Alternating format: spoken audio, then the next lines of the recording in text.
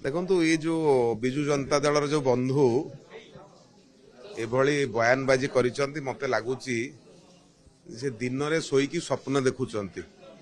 मु तांको उपदेश देवी दिन रे सोईकी स्वप्न देखिबा बंद करंतु। 100 दिन भितर सरकार जहा तांकर सरकार 10 वर्ष भितर करि नथिला। नवीन बाबू कहिथिले 2013 रे सोहेला रे 100 टंका धान रे बोनस दबु। 2023 हे गला देई पारले नाही। भारतीय जनता पार्टी सरकार आसु आसु अध घंटे भितरे 3100 टंका धानर दर कर देला।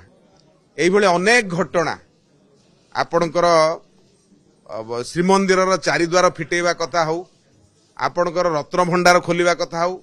विजु जनता दल कहूला रत्न भंडार चाबी कुआडे हजि जाइछि मिलुनी। रत्न भंडार रे पसिले कुआडे साप बाहरुचंती। कुआडे गले साप भितरे पशि हबनी बिना ऑक्सीजन रे कुआडे गला हम तो पशि पारले भितरे। तेणु 100 दिन भितरे सरकार एते गुड़िए काम करचंती जे जहा से माने तांकर लंबा शासन भितरे करि नथिले। तेणु वर्तमान तांको हजम होउनी ए कथा। तेणु एई भली गुड़िए पागलर प्रलाप आरंभ करिसंती। तेणु ये पागलर प्रलापर कोनोसी दिन रे स्वप्न देखिया बंद करंतु, वास्तवता को आसंतु।